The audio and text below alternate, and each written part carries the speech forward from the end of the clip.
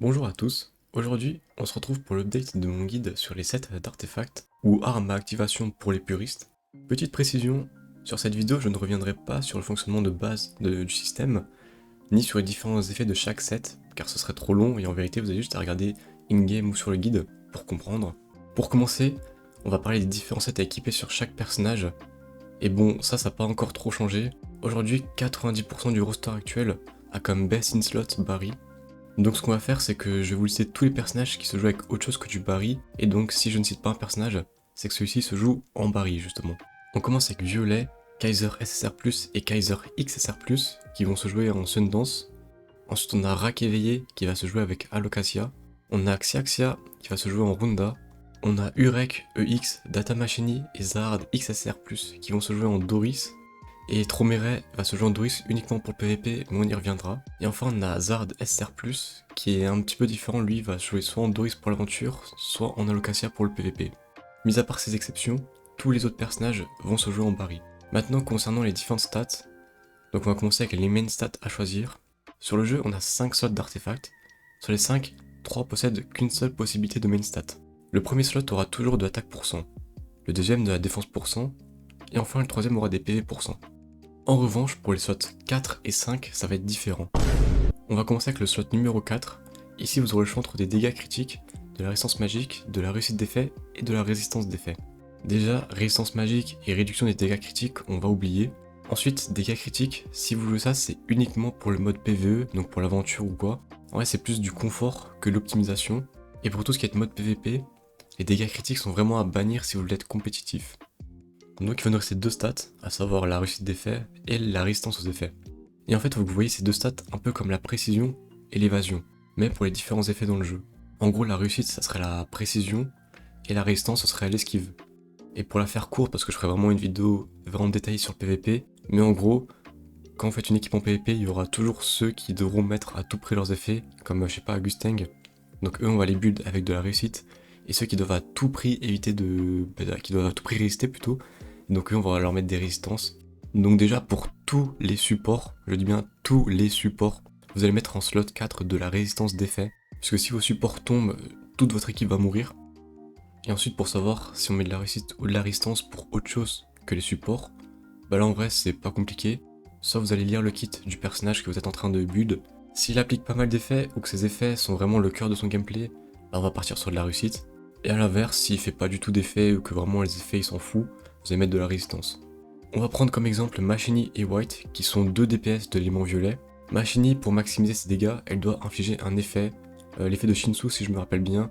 Donc pour que son kit puisse fonctionner, on va devoir lui mettre de la réussite pour qu'elle puisse appliquer cet effet, parce qu'en fonction de l'effet qu'elle met, elle pourra faire plus de dégâts, etc.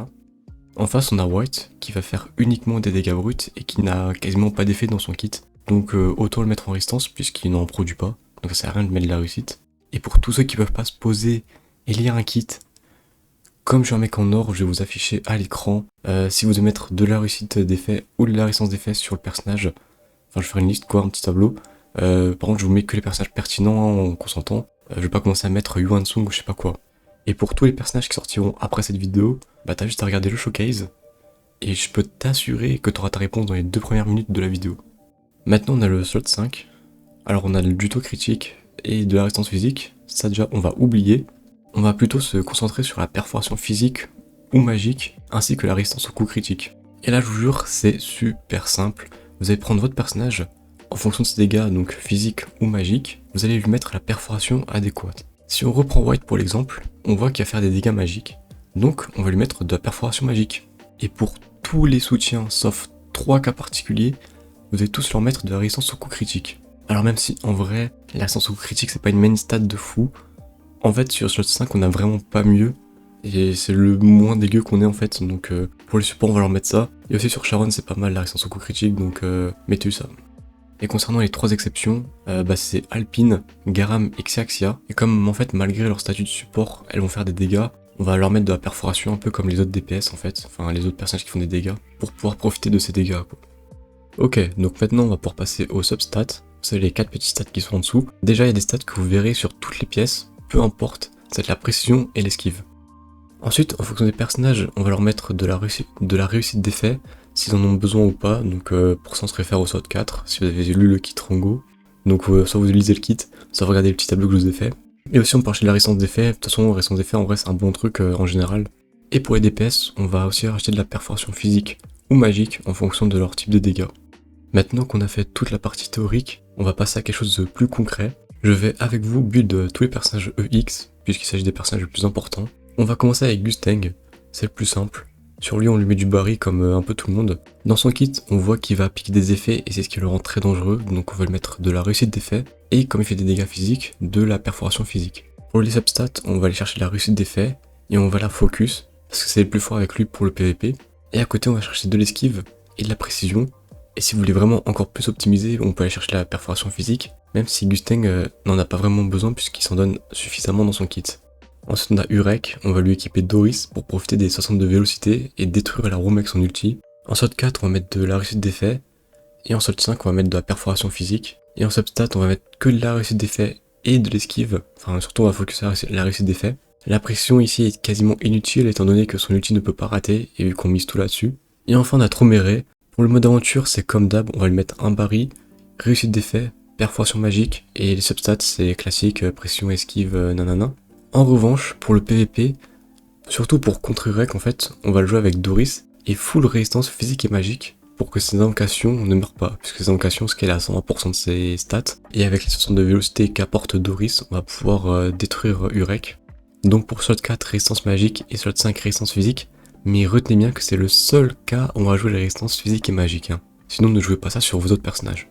Normalement, si vous avez bien suivi, vous devriez être capable de build tous les personnages. Mais dans le doute, je vais encore faire le build de Kaiser et Okne, parce que ce sont mes deux personnages préférés in-game. Kaiser, elle est en Sundance, et étant un perso qu'on va vraiment pas trop jouer en PvP, honnêtement, on peut lui mettre des dégâts critiques pour avoir plus de confort en aventure. Et étant un DPS physique, ben on va lui mettre de la perforation physique. Et en substat, précision, évasion, perforation physique et dégâts critiques. Voilà, simple. Ensuite, Okne, lui, on sera en barry, et étant en support, on va lui mettre de la résistance d'effet et de la résistance au coup critique pour les slots 4 et 5. Et pour les substats, on va se concentrer sur la résistance d'effet et l'évasion pour assurer sa survie. Si malgré tout vous avez quand même des questions, n'hésitez pas, les commentaires sont là pour ça. Je vous mets aussi le lien du Discord FR en description si vous voulez poser vos questions. Sur ce, je vous souhaite une très bonne journée ou soirée, ainsi qu'une bonne ascension.